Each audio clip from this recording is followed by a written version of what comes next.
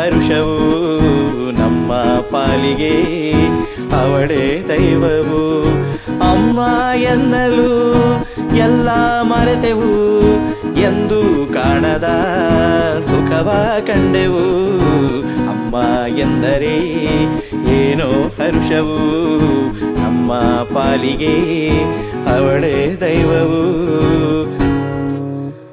ಅಮ್ಮ ನೀನು ನಮಗಾಗಿ ಸಾವಿರ ವರುಷ ಸುಖವಾಗಿ ಬಾಳಲೇಬೇಕು ಈ ಮನೆ ಬೆಳಕಾಗಿ. ಅಮ್ಮ ನೀನು ನಮಗಾಗಿ ಸಾವಿರ ವರುಷ ಸುಖವಾಗಿ.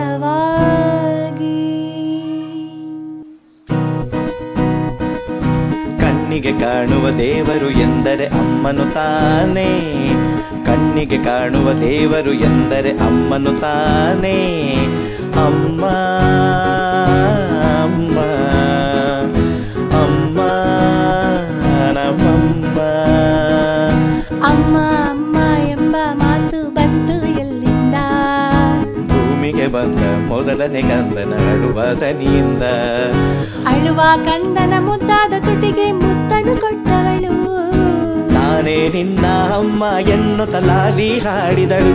ಅಮ್ಮ ಲಾಲಿ ಹಾಡಿದಳು, ಅಮ್ಮ ಲಾಲಿ ಹಾಡಿದಳು. ಅಮ್ಮ ಅಮ್ಮ ಎಂಬ ಮಾತು ಬಂತು ಎಲ್ಲಿಂದ?